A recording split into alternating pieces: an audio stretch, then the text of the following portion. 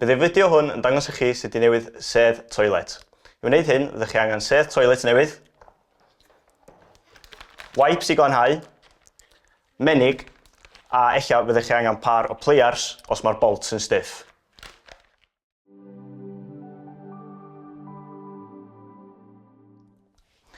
I dynnu'ch hen sedd toilet, llaciwch y boltiau yn y gefn o dan y pwlen toilet.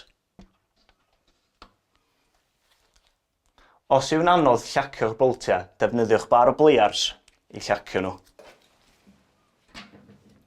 Unwaith fydd y bolt olaf wedi rhyddhau, codwch y hen sedd toilet a gosod o ar y llawr.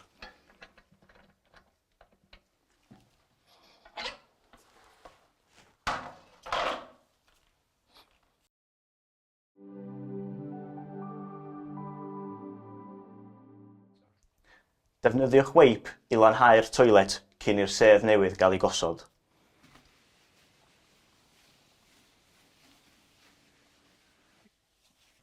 Gosodwch y sedd newydd ar y pwlen gan sicrhau bod yr tyllau yn y cefn yn ffitio. Mae gan bob ochr nut a bolt. Rhowch y bolt drwy'r twll, yna tynhewch y nut o dan y bowlan gyda'ch llaw. A gwnewch yr un peth ar yr ochr arall. Gwnewch yn siŵr fod y sedd yn ei le ac wedi cael ei dynhau yn gywir. Ceuwch y bracedi yn y cefn.